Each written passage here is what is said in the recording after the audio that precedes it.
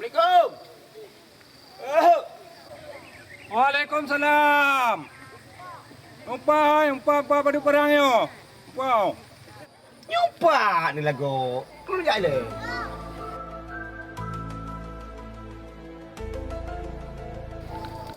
Padup kayung capli. Puji puji terun. Cinduk le. Pa ni nayum capli jino ji drone. Nayum ka kerting capli.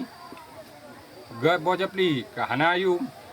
Jadi kiban cara menurut drone solusi supaya drone bergo. Solusi kan panai lung kembak drone kamu petani raya ubit. Munya lagi anda pegah. Jinau getanyo saban-saban tersemike paki bancara ekonomi para petaninya, para rakyat ubitnya berkembang, begot.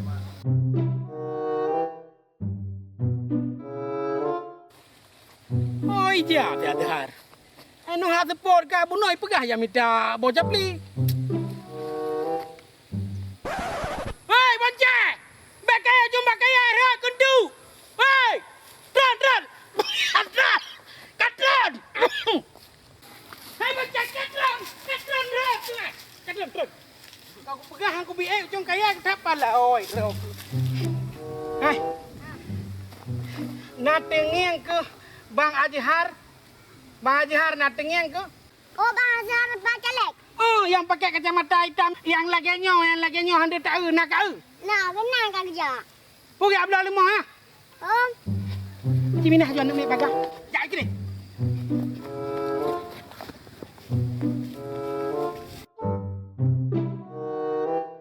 Assalamualaikum, Abu. Waalaikumsalam warahmatullahi. Nak bapak ke? Ni aja. Mana rencana Abu nak belah capli, Abu? Kapa lo capli kabe kerting bancara. Pakai keriting, Abu. Panai nanyo iya tan nganta semira manjut anu pat taco iya. Apa lo padahal Abu kan pandai capli.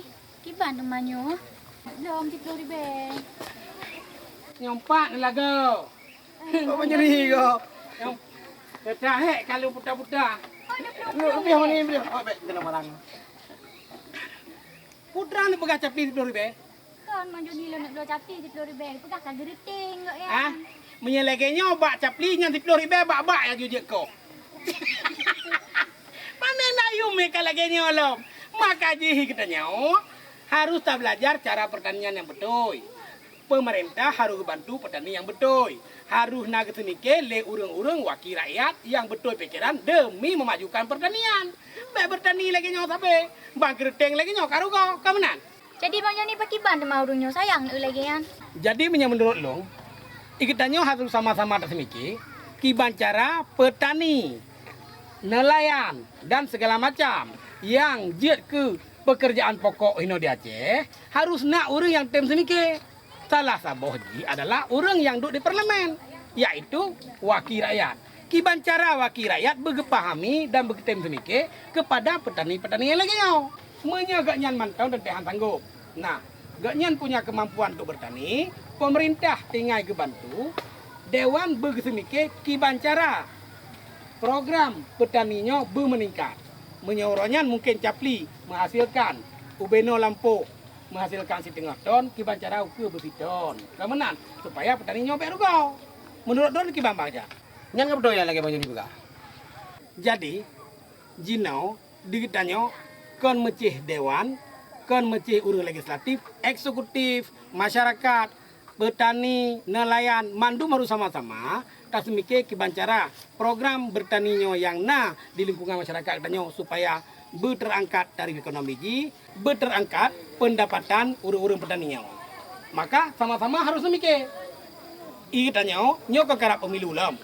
Jadi baik tua tanggal 17 April 2019 nejak bat TPS atau nejak memilih katanya hanya golput.